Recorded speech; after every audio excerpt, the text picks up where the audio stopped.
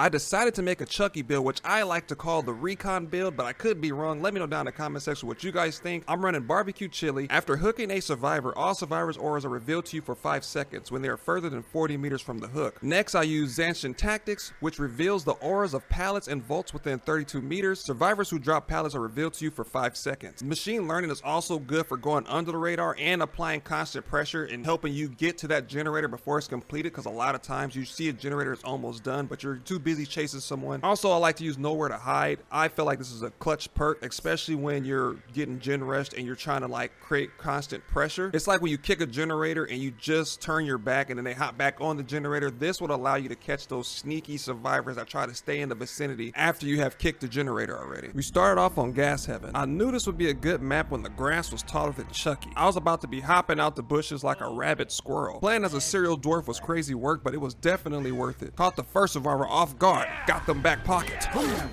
Chucky knew exactly what I was thinking. Where the hell are you going? Hook 'em and book 'em. Barbecue and chili dogs kicked in. I turned the corner like, here's Johnny. I gave Jill a slice and Rick thought it was buy one get one free, so I had to Chuck was like a Mediterranean shark in a tall grass. I had to remember fish are friends, not food. And then it happened. Do you know how hard you have to throw a pallet to knock the killer out of the frame? She must have had PTSD from being chased by Nemesis in Resident Evil. She knocked the shoelaces loose on Chucky's shoes. She was obviously bullying me because I am small, so it was game time. You want me? Here's Johnny.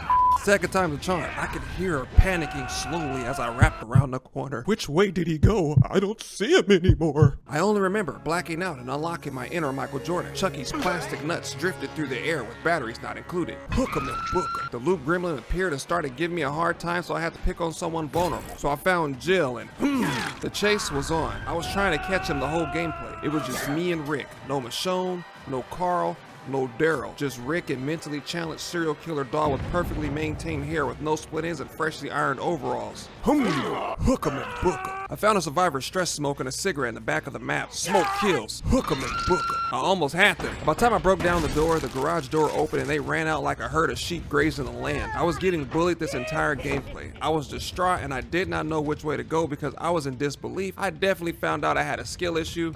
What? Either he had finesse or I got finesse. To make matters worse, I was like, well, at least we still got one inside of the She came out the locker like Ray Lewis blitzing on 4th and goal. This must be that new Brock Lesnar perk I've been hearing about. She popped out like, only in America. Then had the audacity to aim the flashlight at my ankles in order to blind me. I would get my revenge later on. I just had to make it around the corner fast enough to get her. I always miss these. I learned this on YouTube. Turn the visual light away, put it in reverse, Terry.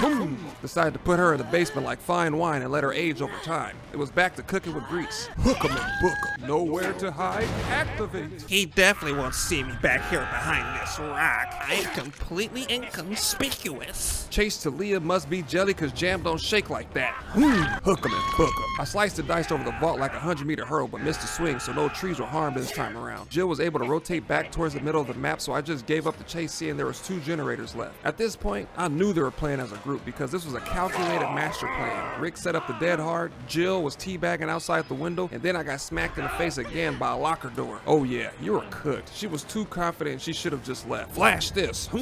Do not run, Jill. I just want to talk to you about that extended teabag warranty you were offered earlier back at the window in the shed. Uncle Ray Ray has a game for you. Here comes a little balloon animal. Da da da da da da da.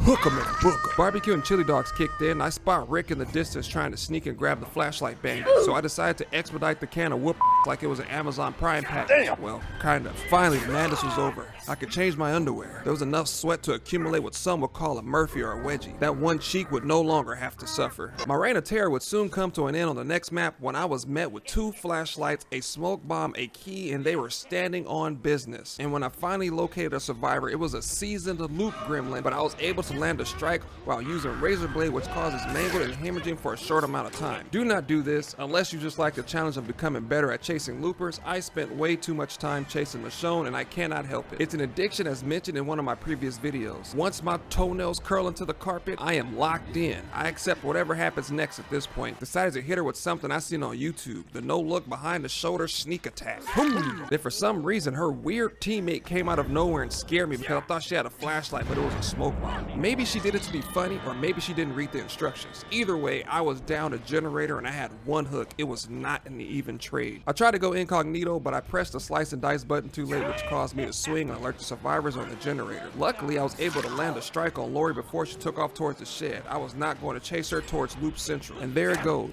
another freaking generator. They are demolishing me right now, and I am doing my best to stay afloat with my unforgiving skill issue. Found Michonne once again, but I am not sure if it was the same one or not, but nowhere to hide kicks in. I could see the other survivor teabagging once I kicked the generator. I decided to give her a chase for a little bit and circle back around because I felt disrespected. How could they do this to me? I activated hidey ho mode and developed a sneak attack strategy to keep them at bay. I was leaving here with something. Nowhere to hide, activate. I know what you're thinking. This man needs to work on his aim, and I would be lying if I said you were wrong. My aim definitely needs to be studied, but I managed to recover and get a knockdown. Hook 'em and book 'em. They were making me work overtime. Their communication was on point. Even when I activated hidey ho mode, they always knew I was coming. They were in the Discord covered in Cheeto dust and Red Bull. They were going to escape no matter the cost. I knew I would not be able to get all four, but I knew if I could get at least two, that would make me happy. I don't think Lori was a part of the Discord group. I decided to lap back around or spin the block for the opposition, as one might say, and she was in the same spot where I left her. Decided to put her down in the basement like wine and let her age over time, but it was extremely long walk and I didn't want to risk putting her on the back hook and having her jump off my shoulder. Then I would be left looking stupid down the basement with overalls and a butter knife. I utilized barbecue and chili dogs to find out where the other survivors were, and this generator's water was about to break. It was so close to being completed, I had to give up the chase and disrupt the generator to buy myself more time. There was Ada trying to finish the generator, looking like 50 Shades of Resident Evil, so I took me a piece. Nowhere to hide, activate. This is where Chucky's height comes into play because you cannot see him, and thanks to nowhere to hide, I knew exactly where she went. I turned on hidey ho mode to stop my terror radius and to play mind tricks on a survivor. She could not see me around the wall. Once she got close enough, I pounced like a lion on zebra booty. Hook 'em and book 'em. Barbecue and chili dogs brought me to Lori at the back of the map. She spotted me and bolted through a window with a head start. I waited with hidey ho mode activated and tried to predict where she went. I think I scared her due to how her character jumped before slamming a pallet in my face. Zenshin tactics kicked in and I knew she looped behind me. She tried to 360 me with Marie Callender's dress song, but I had other plans. They finished another generator, so I knew deep down in my skill issue it was a losing battle. I was not going to kill all four survivors because the camaraderie was just too strong. Their power level was over 9,000. Chucky was so bricked up during this section of the game, my controller was sweating KY jelly and Vaseline. I knew I had to hurry up and try to finish what I started, but it was easier said than done. Lori was making me work for her like we matched on Tinder. As David Chappelle once said, I whispered, but softly in her ear, as a pimp might say. Get the fuck over here. Hook 'em and book 'em. I turned the corner and found Lori putting in work on the last generator. She was hot and ready like a little Caesar's pizza, but then this happens mid-strike.